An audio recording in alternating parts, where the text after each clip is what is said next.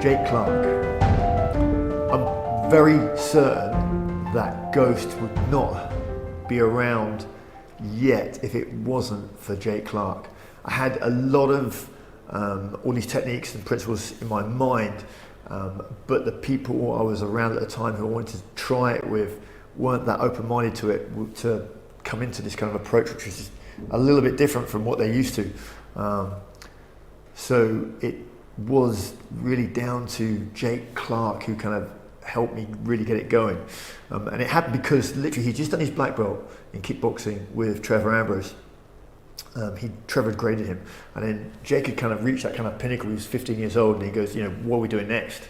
And I was like, well, I've got something, if you want to try it. And he kind of, his approach to it was really enthusiastic at that time. You know, he's really, really keen, wanted to chase it. So much so that he actually applied to the college I was teaching at so that he could train at lunchtimes with me. So he came to I was a college lecturer, and he came in and applied for a college course in the same course I was teaching. And what we'd end up doing was we'd be working out in the evenings anyway, but for extra training, he'd come and badger me and say, oh, can we get some done?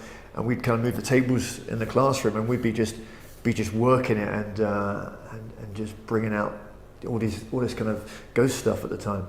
And also, to be honest, I say ghost stuff, we actually didn't have a name for it at that time. I was just, you know, developing this kind of idea of all these techniques, and then we started to bring in some principles which really stabilized it. But yeah, if it wasn't for Jake, we wouldn't have even got it out yet.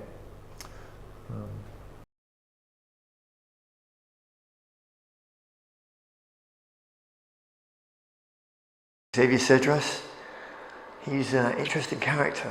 When he first came to train with me, he came to do the CSW, so I was doing a lot of kind of MMA training when he came over, and at the time he was playing rugby for the college. He was at the same college that I lectured at, but I actually didn't know his name or who he was. And when he turned up with a few mates, came to class, and you know, he's trained quite intensely. And so I kind of said to one of the guys, I said, you know, what's his name? And he said, oh, that's Jamal. I went, oh, okay. So I started calling him Jamal, and he never said anything. For 6 months, I was calling him Jamal. I mean, the training there was some quite intense training, like grappling, and I'd get him in a triangle, and I'd kind of say, hey Jamal, you go to sleep now. I mean, it was, you know, I'd choke him out. It was quite heavy training back then. And I mean, I was at college, and one of the rugby coach came up to me and goes, hey Phil, I hear you got Xavier at your class. How's he getting on? And I was like, I don't know an Xavier. He goes, yeah, no, he plays rugby. I went, oh, you mean Jamal? And he goes, no. And he got him up on the system. And I was like, oh, I've been calling him Jamal for like 6 months. And I was so angry. I mean, I was angry myself, but I was fuming. So next time I turned up to class, and he was there, and I go, oh, come here. And he just walks straight up like he always does. He goes, yes, sir. And I went, your name's not Jamal. And he looked at me and went, I know. And I said, I've been calling you Jamal for 6 months. And he said, I know. And I said, what? Why didn't you correct me? And he said, it's not my place, sir. And I was like, okay. All right, you see that guy over there? That guy's called Jake. You need to go work on your stand-up. You need to go over there and work with Jake.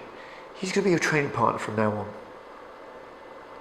He went, yes, sir. I just went over, and then him and Jake have been training ever since, and I brought him into the Ghost program. But